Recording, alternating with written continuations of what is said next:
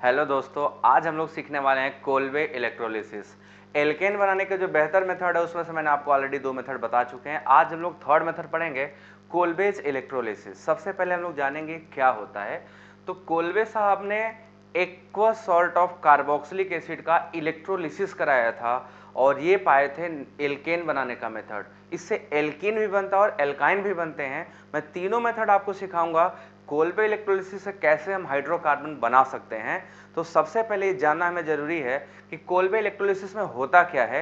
यहाँ इलेक्ट्रोलिसिस जब भी आप कराइएगा, आपको एक एनोड चाहिए होगा और आपको एक कैथोड चाहिए होगा। एनोड पे ऑक्सीडेशन होंगे और कैथोड पे होंगे रिडक्शन। तो इन्होंने क्या कहा था, आइए इसके बारे में बात करते हैं।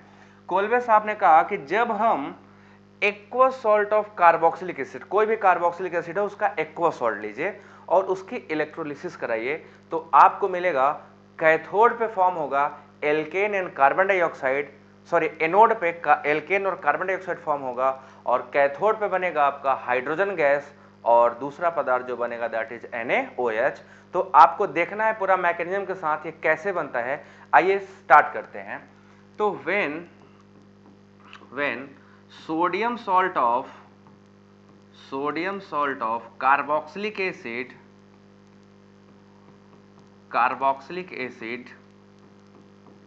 याद रहे एक्वस होता है, ठीक है ना, एक्वस होता है। Sodium salt of aqueous carboxylic acid undergo electrolysis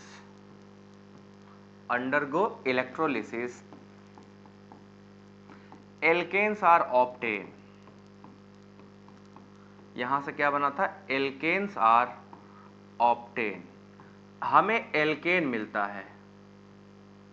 अब हमें देखना है ये पूरा मेथड कैसे हुआ।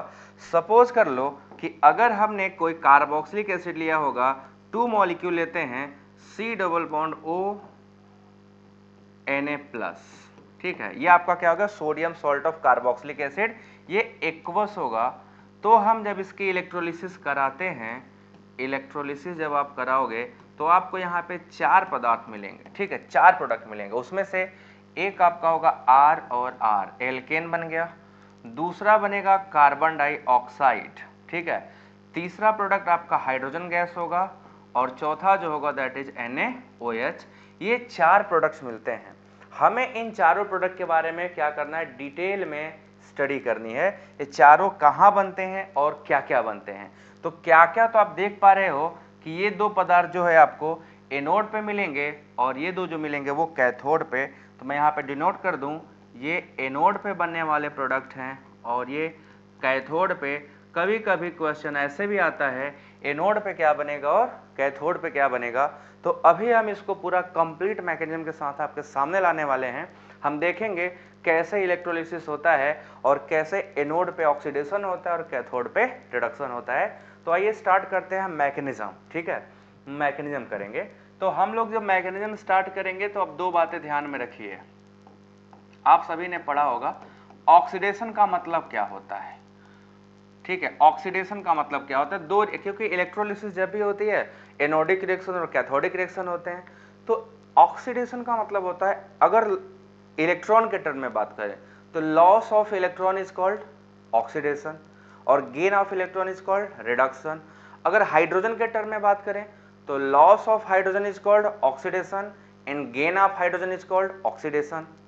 उल्टा बोल दिए, loss of hydrogen is called oxidation and gain of hydrogen is called reduction. और अगर हम ऑक्सीजन के टर्म में बात करें तो gain of oxygen is called oxidation and loss of oxygen is called reduction.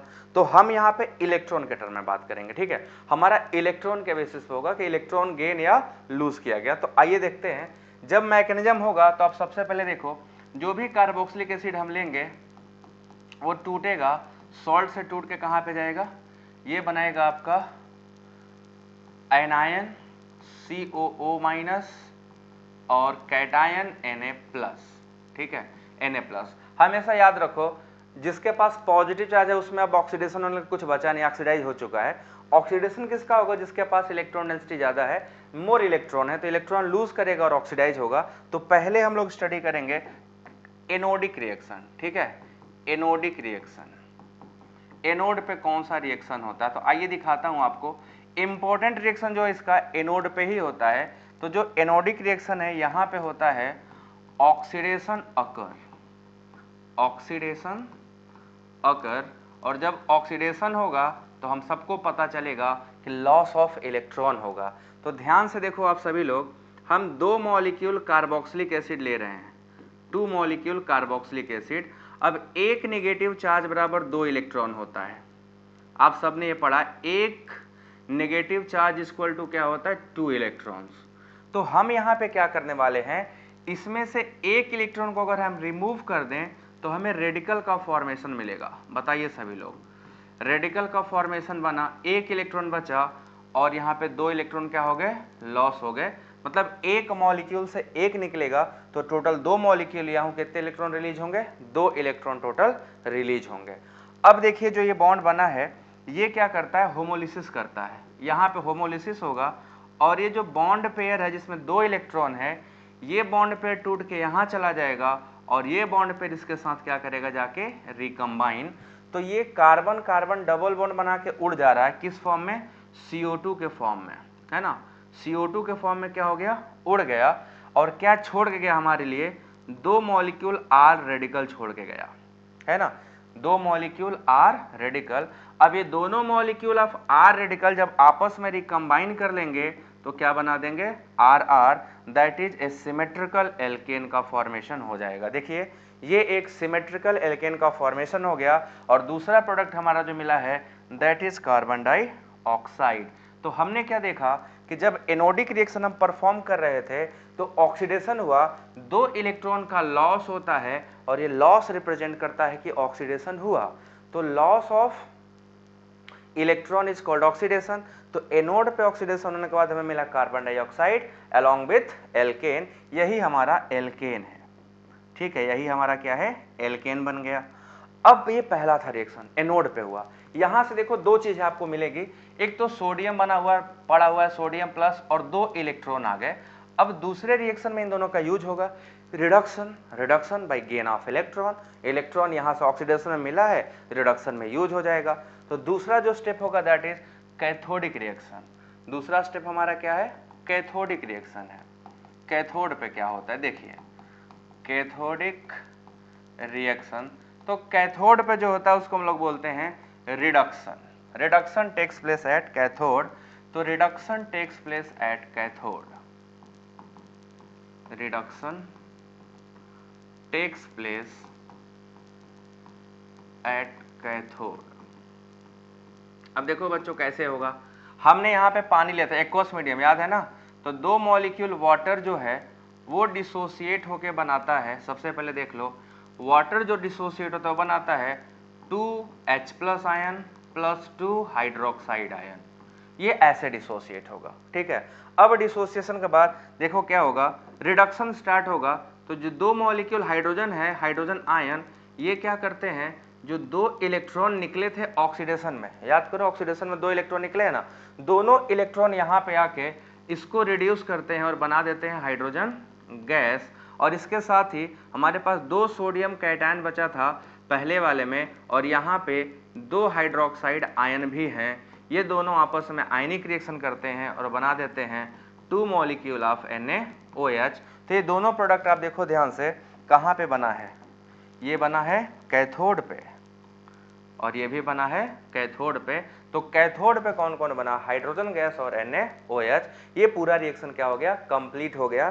तो जो इलेक्ट्रॉन वहां पे निकला था और सोडियम, वो यहाँ आके पानी के OH के साथ कंबाइन करता है और 2H+ आयन को रिड्यूस करके हाइड्रोजन गैस बना देता है। तो हमें ये जानना पड़ेगा कि ऑक्सीडेशन में कैसे हुआ, रिडक्शन में कैसे हुआ। तो पूरा मैकेनिज्म देखो आपके सामने मैंने रख दिया। आई होप कि आपको समझ में आया होगा। अब इसके कुछ कैरेक्टरिस्टिक्स हैं, कोल्बे इलेक्ट्रोलिसिस के कुछ कैरेक्टरिस्टिक्स हैं, आइए देखते हैं कौन कौन से कैरेक्टरिस्टिक्स हैं। तो आइए सबसे पहले करते हैं characteristics of Kolbe electrolysis. Characteristics,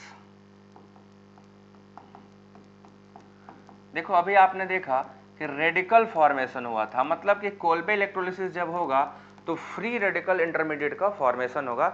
ये रिएक्शन फ्री रेडिकल से जाएगा, ठीक है ना। तो proceed through reaction, proceed through radical mechanism, ये बात आपको ध्यान में रखना है। Reaction proceed through radical mechanism, radical mechanism से ही ये रिएक्शन जाएगा और कोई मैकेनिज्म इसके लिए अवेलेबल नहीं है, पहला। दूसरा जो इंपॉर्टेंट बात है, सेकेंड इंपॉर्टेंट बात जो है, क्या इस मेथड से मेथेन सिंथेसाइज किया जा सकता है? पॉसिबल है? नहीं, क्योंकि रिकॉम्बिनेशन होता है, दो रेडिकल जुड़ रहे हैं तो मिनिमम एक एक कार्बन तो दोनों में चाहिए, तो मिनिमम 2 कार्बन का प्रोडक्ट बनेगा, दैट इज मेथेन। उससे छोटा, सॉरी, इथेन, उससे छोटा नहीं बन सकता, तो methane can not be synthesize by this method. तो अगला पॉइंट यही है, methane can not be synthesize by this method, can not be synthesized bye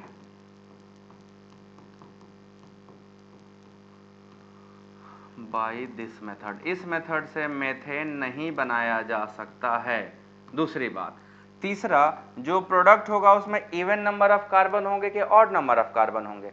जब भी रिकम्बाइन करेगा आपका, भले कार्बोक्सिलिक एसिड में 2 हो, 3 हो, 5 हो, बट जो कंबाइन करेगा जस्ट डबल हो जाएगा, तो प्रोडक्ट जो कंटेन करेगा वो इवन नंबर ऑफ कार्बन, ठीक है ना। तो product have even number of carbon, product के पास इवन नंबर ऑफ कार्बन होगा, ऑड नंबर ऑफ कार्बन नहीं होगा, क्योंकि ये रिकम्बाइन करता है। तो रिकम्बाइन करेगा तो आसानी से आपको दिखाई देगा, ऐसे ही बनेगा, फॉर्मेशन हो जाएगा, ठीक है। तो ये हमारा हो गया कुछ some important characteristics of Kolbe reaction. अब इसके और कुछ इंपॉर्टेंट रिएक्शन है, देखिए। हम सक्सिनिक एसिड का नाम आपने सुना होगा, है ना। अगर सक्सिनिक एसिड के सॉल्ट का, सक्सिनिक एसिड के सॉल्ट का हम लोग इलेक्ट्रोलिसिस कराएंगे तो एल्कीन बनता है, ठीक है। सक्सिनिक एसिड क्या होता है बच्चों, सभी लोग पहले ध्यान से देखो। This molecule is called succinic acid, ठीक है, this is called succinic acid. तो इसको मैं बहुत डीप में नहीं ले जाऊंगा, आपको समझ में आ जाएगा। अगर इसका हम NaOH से रिएक्शन कराएं तो सक्सिनिक एसिड का सॉल्ट बन जाएगा, ठीक है। क्या बनेगा? COO माइनस Na+ और COO minus Na+, this is called succinic acid का सॉल्ट। अब अगर हम इस सॉल्ट का इलेक्ट्रोलिसिस कराएं तो अभी आप सभी ने देखा है कि जब इसकी इलेक्ट्रोलिसिस हुई थी तो हमें क्या मिला था? रेडिकल बना था, है ना। तो यहाँ पे रेडिकल कैसे बनेगा? यहाँ पे जो रेडिकल बनेगा वो ऐसे बनेगा, CH2 रेडिकल और नीचे भी CH2 radical plus carbon dioxide remove हो जाएगा, प्लस 2 इलेक्ट्रॉन रिमूव होंगे, प्लस 2 सोडियम कैटायन भी रिमूव होगा, और ये दोनों रेडिकल आपस में क्या कर लेगा? रिकम्बाइन, है ना। ये दोनों रेडिकल आपस में रिकम्बाइन करेगा और रिकम्बाइन करते ही बना लेगा CH2 डबल बॉन्ड CH2। तो इससे हमें क्या प्रोडक्ट मिलने वाला है? एल्कीन मिलेगा। We are obtaining alkene as a product जब हमने किसका कराया? सक्सिनिक एसिड के सॉल्ट का। This acid is called succinic acid, है ना, सक्सिनिक एसिड। ध्यान रखना बच्चों, सक्सिनिक एसिड है ये। तो सक्सिनिक एसिड का कराओगे तो एक ही में रेडिकल बनेगा, ये दोनों डाई रेडिकल आपस में क्या करेंगे? रिकम्बाइन कर लेंगे, रिकम्बाइन करते ही आपको alkene as a product formation करके दे देंगे। तो सक्सिनिक एसिड का कराओगे तो एल्कीन बनेगा। अगर यही मैलिक एसिड, याद है आप लोगों को मैलिक एसिड, मैंने पढ़ाया था ज्योमेट्रिकल आइसोमेरिज्म में, आप लेक्चर देखिएगा, ये मैलिक एसिड का सॉल्ट है ना। मैलिक एसिड यही तो होता है, बैलेंसी अभी सही करता हूँ, बैलेंसी गड़बड़ कर दिया हूँ। This is called salt of malic acid, ठीक है, सॉल्ट ऑफ मैलिक एसिड। याद आया? मैलिक एसिड यही है, मैलिक एसिड बोलते हैं हम लोग, ठीक। मैलिक एसिड जो होता है वो GI शो करता है ना। ये H दोनों सेम साइड होते, तो अगर हम इसकी इलेक्ट्रोलिसिस कराते, this is called malic acid, लिख लेना। इसके इलेक्ट्रोलिसिस हमें क्या मिल जाएगा? एल्कीन, एल्काइन मिलेगा, क्योंकि ये टूटेगा तो रेडिकल बनेगा CH radical double bond CH radical plus carbon dioxide plus 2 electron plus 2 molecule of sodium cation, और फिर क्या होगा? ये दोनों आपस में रिकम्बाइन करेंगे और हमें जो प्रोडक्ट देंगे that is CH triple bond CH। तो हमें जो प्रोडक्ट मिलेगा that is alkyne, this is alkyne. तो हम इसे एल्कीन भी बना सकते हैं, एल्केन भी बना सकते हैं और एल्काइन भी। तो जब हाइड्रोकार्बन चैप्टर पढ़ोगे तो आपको तीनों मेथड मिलेगा। तो this is all about Kolbe electrolysis. आपको 2 क्वेश्चन देता हूं, आप इनके आंसर बताइएगा क्या होगा, ठीक है। नाउ यू हैव 2 क्वेश्चंस, हमें इसका आप आंसर बताइएगा कि अगर हम इसकी इलेक्ट्रोलिसिस कराएंगे तो आपको क्या प्रोडक्ट मिलेगा, ठीक है। आप सभी लोग आंसर जरूर दीजिएगा, टेलीग्राम पे आंसर करिएगा, टेलीग्राम चैनल पर आप भेज सकते हैं कमेंट में।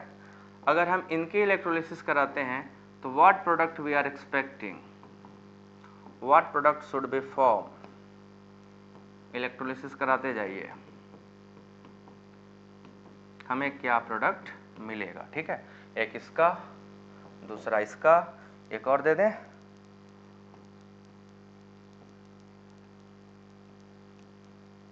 C डबल बॉन्ड OH और C डबल बॉन्ड OH, यहां से हमें क्या प्रोडक्ट मिलेगा अगर हम इसकी इलेक्ट्रोलिसिस कराते हैं तो। सो ये आपके लिए है, आप लोग इसको करके हमें बताइएगा।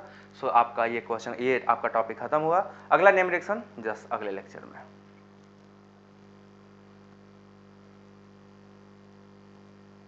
दिख नहीं रहा था, अभी दिखेगा, ठीक है। तो इसको आपको पूरा करना है, ये आपका काम, होमवर्क।